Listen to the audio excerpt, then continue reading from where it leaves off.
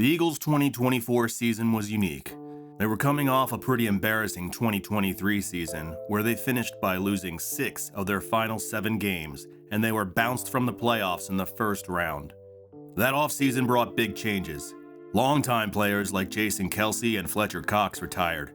The Eagles brought in a new offensive coordinator in Kellen Moore and a new defensive coordinator with Vic Fangio. GM Howie Roseman went to work on the roster, signing unheralded linebacker Zack Baun, and made a huge splash in free agency by signing Saquon Barkley. That April, Roseman added even more through the NFL draft, snagging Quinyon Mitchell, Cooper Dejean, and Jaylx Hunt in the first 3 rounds. These moves would prove vital to the upcoming season.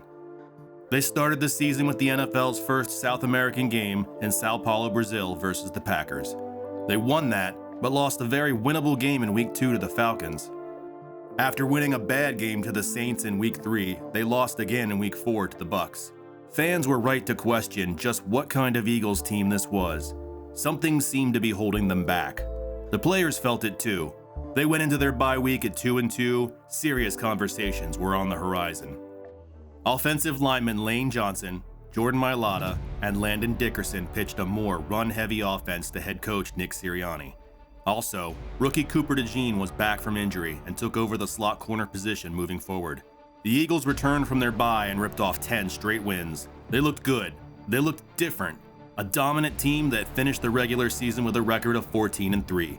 And once the Detroit Lions lost in the playoffs, the Eagles secured home field advantage throughout the playoffs. Super Bowl 59 became a revenge game for the Birds. After losing to the Chiefs 2 years ago in a game they were leading for most of it, this Super Bowl would be different. The Eagles' game plan seemed simple. Leave no doubt. They sacked Patrick Mahomes 6 times. Josh Sweat was responsible for 2.5. Milton Williams had 2 of his own and forced a fumble. Zack Baun picked off Mahomes, as did Cooper Dejean, who took it back for 6. Jalen Hurts took advantage of a Chiefs defense that only seemed interested in stopping Saquon Barkley. Hurts walked away with 3 touchdowns and MVP honors. It was everything an Eagles fan could ask for. But the ride wasn't over. Not yet. The road goes on. And here I am on it, driving 3 hours to Philly for the parade to celebrate. I've been an Eagles fan for as long as I can remember. Having grown up only an hour away from the city, I lived in Philadelphia when I went to college, but that was over 25 years ago. When the Eagles won their first Super Bowl 7 years ago, I was desperate to make the trip, to join the party with the fellow Birds fans, to see history. Unfortunately, my job forced me to the West Coast. The parade, Jason Kelce's epic speech in a mummer's costume, I missed all of it. Not this time. My fear is that it won't be worth it. That it'll be yay. I'll grab a pretzel from Wawa and I'm back on the road. That's the risk you gotta take. You don't know till you go. Best case scenario, Jason Kelce shows up and we become best friends. I was making good time until I reached the city. The usual exits were blocked off. Traffic was a nightmare. And as I was rerouted further and further away, one thing soon became clear. I was going to miss the parade. This is amazing. I love our fans. I love our city. There's a sign that says Cowboys fans are at work. The crowd keeps coming. They just keep coming. I decided to head to the art museum instead. That's where the parade was to end and where the team would make speeches. I just needed to find a spot to park. There's not a single parking spot left in the city. Cars were parked on medians, curbs, sidewalks. There wasn't an inch of free space anywhere. After an hour and a half, I finally found something. Not exactly a spot, but I was fairly confident that Lucille was safe for the next few hours. The news is predicting about 1 million people here today. The next thing I knew, I was there, standing next to my old apartment building. Eagles fans in the streets. The mood was everything. Even the sky was happy. Yeah.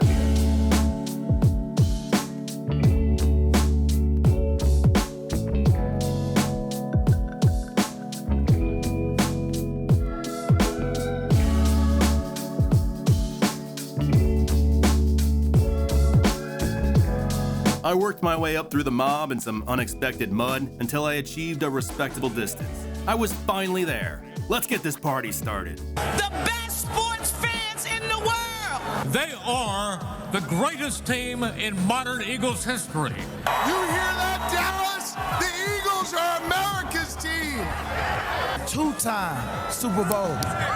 Two-time. Look, where my other one at? Put the other one right here. BTA. BTA. BTA. We love you, man. We appreciate y'all, man. We thank y'all, man, for everything y'all do for the city. Hey, man, we world champs, baby. I told myself that when I got drafted, that I wouldn't come to the Rocky Steps until I won a championship. And now we're here. Coach Sirianni taught me about dog mentality. Nick Foles taught me how to speak soft and to carry a big stick. That was actually Teddy Roosevelt, but I thought it was pretty fitting. We are the champions. We are the champions. The next pursuit begins. Go Birds.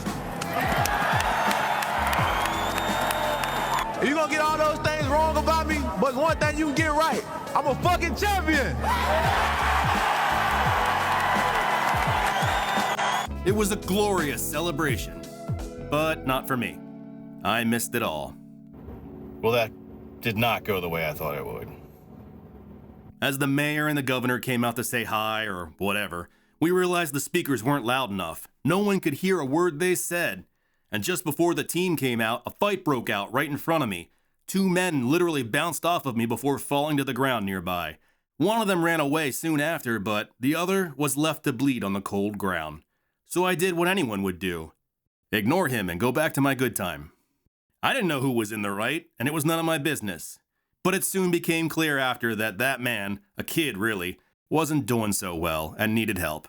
Some good Samaritans got him to his feet, but he couldn't stand without their help. He was woozy and bleeding from his mouth. He needed real help. I have no medical training. I'm not certified in anything. But I couldn't justify listening to football players talk when someone needed help. So I made my way over to the man and the small group of people trying to help. I wish I could tell you I did something heroic. I did not. They carried him to the closest ambulance at the back of the rally. It would be generous to call me anything more than a spotter for them, or that I waved a few people out of their way. To my surprise, the EMTs refused to help him. They said they had a gunshot wound coming in any second, and they told us to use the medical kit that was supposedly nearby to treat him ourselves.